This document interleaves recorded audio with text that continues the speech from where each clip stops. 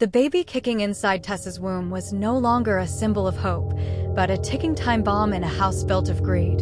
For 8 months, Tess had been a prisoner in her brother's guest house, treated less like a sister and more like a high-end appliance that needed constant monitoring. Her brother, Caleb, and his wife, Victoria, had convinced her to be their surrogate after 3 failed IVFs, crying about their empty nest and their desperate need for a family legacy. But the tears were a lie, and the legacy was actually a transaction. Tess had discovered the truth while fixing Caleb's laptop. A hidden PDF titled Project Gold contained a contract to sell the unborn child to a wealthy couple in Macau for $1 million. She wasn't carrying a nephew. She was carrying a paycheck for a brother who had gambled his own life away and was now willing to sell his own blood to save his skin. What happens next will truly shock you. Get ready, because this story is packed with secrets and betrayals you won't see coming. We love hearing from you, so drop a comment below and tell us where you're watching from. And for more intense tales of justice and revenge, make sure you're subscribed and have notifications turned on. Now, let's claim this midnight story. The guest house was a gilded cage, draped in heavy velvet curtains that blocked out the sun and smelling of the cloying lavender candles Victoria insisted would optimize the product's environment. Victoria never asked Tess how she felt. She only performed cold, clinical inspections. One evening, Victoria walked in without knocking, the floorboards groaning under her designer heels. She grabbed Tess's chin, tilting her head back to inspect the dark circles under her eyes.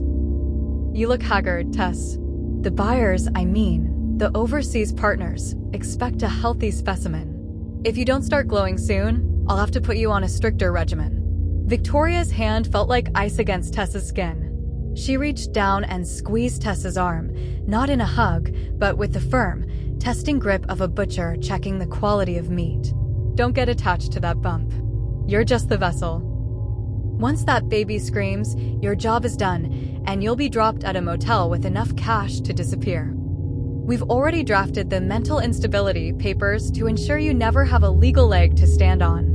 The air in the room felt thick and suffocating, but Tess kept her face a mask of submissive exhaustion. "I understand, Victoria.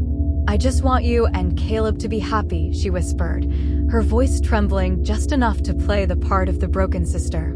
But inside, a white-hot rage was forging a plan. She had spent the last month working in the shadows, her fingers flying over a burner phone she kept hidden in the lining of her mattress. She had reached out to the Macau couple, posing as Caleb's legal liaison. She discovered they were desperate and had no idea they were involved in an illegal trafficking scheme. She convinced them that Caleb was under investigation and that the only way to secure the baby was to send a security deposit of $500,000 to a new, protected escrow account. An account Tess had opened in Switzerland under a shell company. She played on their fear, and the money had landed in her account 3 days ago, a silent digital fortune waiting to be used. The tension reached a breaking point during a final dinner at the main house, 2 weeks before the due date. The dining room was filled with the scent of roasted lamb and expensive scotch, but the atmosphere was poisonous. Caleb sat at the head of the table, his eyes bloodshot and his hands shaking as he poured another drink. He looked at Tess's swollen stomach with the hungry, desperate stare of a man looking at a winning lottery ticket that was about to expire. "You've done well, Tess," Caleb said, his voice thick and slurred. $1 million. Imagine the debt it wipes away. We can finally move to the coast, get away from the people who keep calling the house." He didn't realize Tess could see the fear behind his eyes. He was terrified of the creditors who had started showing up in the driveway at night. Victoria laughed, a brittle, cruel sound that echoed off the high ceilings. "She's done her part, Caleb. Let's not pretend she's a hero. She's lucky we gave her a roof. After the birth, she goes back to the gutter where she belongs. She's always been the family loser. She should be grateful she's finally useful for something." The labor came in the middle of a thunderstorm that seemed to shake the very foundations of the house. The sky cracked open with lightning, illuminating the room in jagged, terrifying flashes of white light. Caleb and Victoria rushed her to a private, unlicensed clinic they had bribed, a place tucked away in a warehouse district where no questions would be asked. As Tess lay in the hospital bed, the pain ripping through her body like a serrated knife, she watched through the cracked door as Victoria whispered to a man in a dark suit, the courier for the Macau couple. They were ready to hand the baby over the moment he took his first breath. The courier held a black briefcase, his eyes darting toward the clock.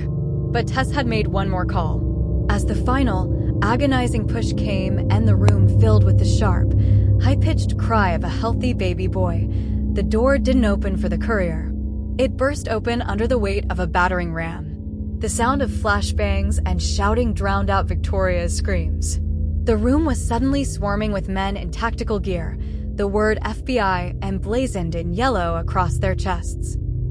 The sterile smell of the clinic was replaced by the acrid scent of smoke and the metallic tang of fear. The silence that followed the raid was deafening. Caleb turned a sickly shade of gray, his knees buckling as he saw the badges. "What is this?" "This is a private family matter." Victoria shrieked, her voice reaching a panicked, glass-shattering pitch as she tried to shove the black briefcase under the bed.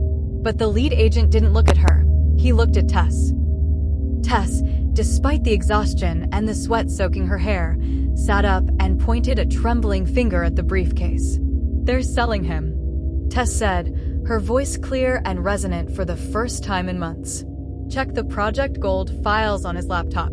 Check the wire transfers. They've been planning to traffic this child since the second month. They treated me like an animal to produce a product." The scene that followed was a symphony of justice. Victoria was tackled to the floor as she tried to scratch an agent's face, her designer dress tearing and her expensive pearls scattering across the linoleum like tiny white teeth. She screamed insults at Tess, her face distorted with a mask of pure, unadulterated hatred. Caleb was slumped in a chair, sobbing uncontrollably as he realized the people he owed money to would find him long before he ever saw the outside of a prison cell. The buyers in Macau were intercepted, their deposit lost to the shell company Tess had created, a fund she had already instructed her lawyer to put into a trust for the baby's future. Tess watched from her bed as her brother was led away in handcuffs, his eyes finally meeting hers. He didn't see the family loser anymore. He saw the woman who had dismantled his entire life while carrying his greatest asset. A month later, Tess sat on a porch overlooking a quiet, misty lake. The air was cool and smelled of pine and freedom. The baby, whom she had named Leo, was sleeping soundly in a bassinet beside her, his small chest rising and falling in a steady, peaceful rhythm. She was no longer a vessel. She was a mother. She had used the consultation fee from the failed trafficking plot to buy a small, safe life for them both. Her brother and Victoria were facing 20 years in federal prison for human trafficking and fraud. As the sun set, casting long, golden shadows across the water, Tess felt a sense of peace that no amount of money could buy. She had been treated like a slave, but she had fought like a queen, and in the end, the only legacy that mattered was the one she was holding in her arms.